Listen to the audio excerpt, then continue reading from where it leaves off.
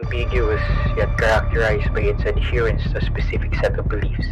Ang kapangyarihan ng relihiyon ay nakatago sa kakayahan nito to bring people together, to persuade and usher the people into a new perspective, a new life. Pero alam mo bang nakapagdudulot din ng relihiyon ng gulo at ng mga unwanted events? We begin with Nigeria, where a woman has been beaten to death and set on fire on college premises. She was a student in this college. Her killers were her own classmates. What was her crime? Blasphemy. Muslims and Hindus violently clashing on the streets of the capital, Delhi, during a month meant to be holy for both groups.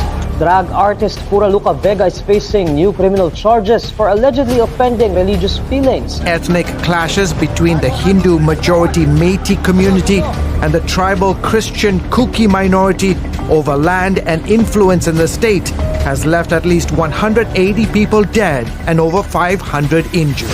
Maraming bagay ang hindi alam ng mga taong bayan tungkol sa relihiyon.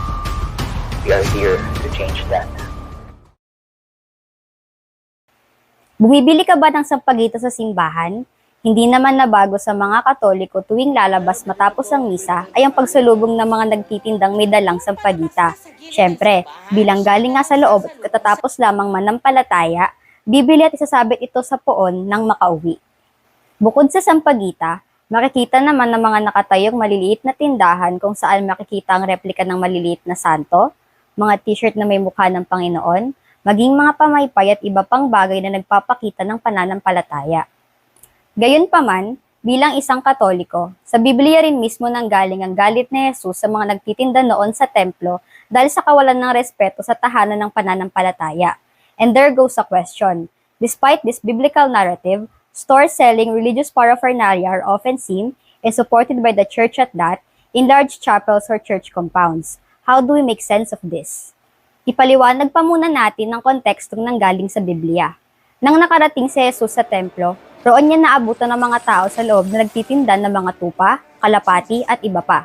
He got mad because people are disrespecting the house of prayers. However, although it may seem an innocent act of business, Jesus also knew that these businessmen are taking advantage of people by overcharging them. Basically, nakita nga ni Jesus ang karahasan sa pamamagitan ng hindi makatarungang pagpresyo. Idagdag pa na ang karamihan sa mamimili ay mga mahihirap. Pero para saan ba ginagamit ng mga mamimili ang mga ito? Ang mga hayop ay kalimitan nilang ginagamit upang maging sacrificial animals para sa kanilang pananampalataya na sinasamantala ng mga merchants sa panahon na ito. Dahil mapupunta naman ito sa Panginoon at sa isiping mas napapalapit sila rito, ayos lang na magbayad ng malaking halaga bilang kapalit. Ngayon, balikan natin ang mga nagtitinda sa labas ng simbahan. Sa panahon ngayon, sila ay naglipana. Ang mga nagtitindang ito pa nga ang nagiging simbolo na tayo ay malapit na sa simbahang pupuntahan dahil sa bilang nila. Gayunpaman, bukod sa labas, makikita rin na pati ang simbahan mismo ay nagtitinda ng mga religious paraphernalia na kung mapapansin ay may kamahalan kumpara sa mga nagtitinda sa labas. Pag-usapan natin. Kung ang pagtitinda noon sa loob ay kinagalit ni Jesus ayon sa Biblia dahil ito raw ay tanda ng hindi pagbibigay respeto sa kanyang tahanan, paanong sa panahon ngayon ay normal na ang pagtitinda ng mga simbahan na katulad nga ng nabanggit? Straightforward na sagot. Kailangan nila ng pondo. The church does not make much. At kailangan nila ng pondo upang maipagawa ang simbahan, may paayos kung may kailangan i-repair, at para sa overall maintenance nito. May pagpapatuloy nila ang pagpapalaganap ng salita ng Diyos kung mayroon silang sapat na pera pang-maintain sa tahanan nito. On the other hand, the church has its history of exploiting the money of the religious people, especially during Spanish colonization na pamilyar naman sa ating lahat ang kwento. Idagdag pa na may misunderstanding dahil it is said that it is a hypocrisy for the church to engage in business endeavors. There has to be separation between God and business. However, as aforementioned, it is allowed because it is beneficial to the church. Samantalang, ang mga nagtitinda sa labas o gilid-gilid ng simbahan ay hinahayaan dahil alam din ng simbahan na kailangan nila ito para mabuhay. Halimbawa na lamang rito ang Quiapo kung saan kapag naririnig ay simbahan na agad ang maiisip. Yet the place is also known for its merchandise around the church selling different religious paraphernalias. Hindi magiging hipokrito ang simbahan sa aspetong pangangailangan dahil para sa mga tindero at tindera, ito ay kanilang pangkabuhayan. However, we can say that the merchants outside the church and the church itself have a competition ongoing with regards to what they are selling. Siyempre, nasa isip ng mga nagtitinda sa labas na ang mga paninda sa loob ay may basbas ng pari, ng mga taong mas malapit sa Panginoon. Kaya naman, ang kanilang paninda ay di hamak na mas mura kumpara roon. Gayunpaman, bilang Katoliko na may alam sa nakasulat sa Biblia, hindi pa rin magiging frowned upon ang mga ganitong ganap para sa kanila. Dahil ang mga nagtitindang ito ay naghahanap buhay at magiging malupit kung sila mismo ang magtataboy sa mga ito. Kabaliktaran nga, lalo silang bibili sa mga ito dahil maaari itong maging kabutihang asal na magugustuhan ng Panginoon. Idagdag pa natin ang konsepto ng totemism na nag-a-align sa hilig ng mga Pilipino sa simbolismo. Simbolismo ng pananampalataya, simbolismo ng paggalang at pagrespeto, simbolismo ng pagmamahalan. Oftentimes, we associate profane things into something to be worshipped, especially sa case ng pananampalataya. Kaya naman, kung tayo ay makakita ng isang bagay na para sa atin ay may kahulugan, binibili natin ito. Sa simbahang Katoliko, ang pagbili ng sampagita ay nangangahulugan ng alay sa santong nasa ating mga tahanan. Ganoon din ang iba pang paraphernalia. Ang mga rosary bracelet ay binibili upang may pakita ang ating paniniwala, maging ang mga t-shirt at pamaypay na may mukha ni Jesus. These paraphernalia validate the belief of God, and in a way, mas masasalba tayo kung suot natin ang mga ito. In addition, let's put the location in this perspective. Dahil kung ang tao ay magre-rely lamang sa kahulugan, maaari namang bumili kahit saan. Ngunit dahil ang mga paraphernalia ay nasa gilid lamang ng simbahan, ito ay nagiging mas blessed sa paningin ng naniniwala. Kung ang mga paraphernalia sa gilid ay tila sapat na para maipakita ang paniniwala, paano pa kaya kung ito ay nabili sa mismong simbahan? Mas lalong nagiging blessed ang bagay dahil ito nga ay nasa tahanan ng Diyos. Dagdag ligtas points, ika nga. Another side of the belief is that in order to keep buying sacred things, people believe. And in order to keep believing, we must be facing certain phenomena where we need to be relieved from. Sa panahon ng desperasyon, we cling to something na nagbibigay sa atin ng kaginhawaan at naibibigay iyon ng paniniwala. According to Karl Marx, religious suffering is at one and the same time the expression of real suffering and the protest against real suffering. Religion is the sigh of the oppressed creature, the heart of a heartless world, and the soul of soulless conditions. It is the opium of the people. Kahit na gaano pa man kakaunti ang kita ng isang relihiyosong tao, may maitatabi pa rin siya pambili ng sampagita oras na magsimba siya ng linggo. Dahil siya ay naniniwala na may kapalit iyon galing sa Panginoon.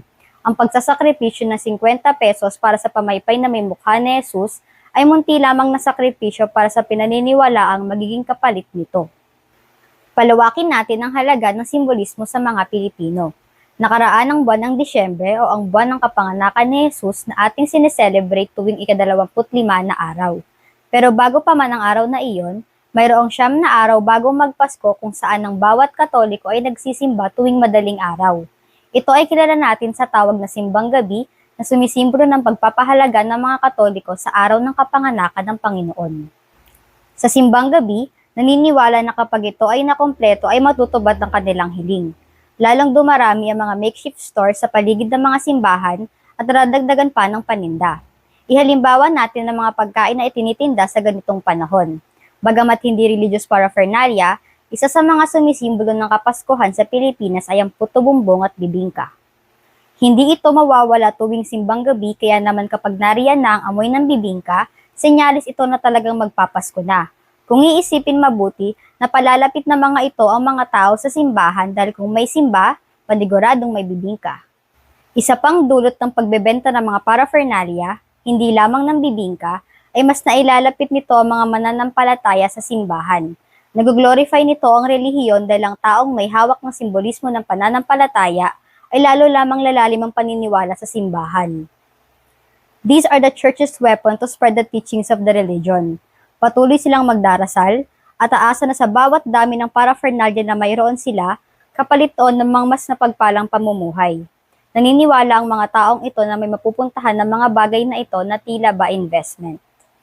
Magpapatuloy ang mga bentahang ito dahil sa mga nananampalataya. Ating ikumpara sa K-pop merch kung saan tayo ay bibili ng either t-shirt na may pangalan ng grupo o kaya ay mga poster. Yung tuwa pa sa paggastos para sa photocard ng bias natin. Naniniwalang sa pagbili, may papakita ang pagtitiwala sa grupo. Ganoon din sa simbahang Katoliko. Patuloy na bibili ang isang tao ng religious paraphernalia hanggat siya ay naniniwala sa Panginoong sinusuportahan niya. Ito ang nagiging ekspresyon ng kanilang espiritualidad. Muli, Ang mga paraphernalyang ito ay sumisimbolo sa pananampalataya matapos ang mga nagdaang taon. Ito rin ang pinagmumula ng sagot pang ekonomiya ng simbahan, maging ng mga tao nagtitinda nito. Kaya naman kahit na mayroong ibang naratibo sa Biblia, hindi ito nagiging masama sa paningin ng mga Katoliko.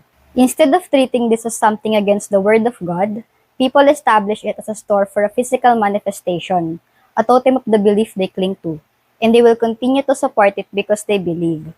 Buying things for religious purposes is like representation of purchasing from God.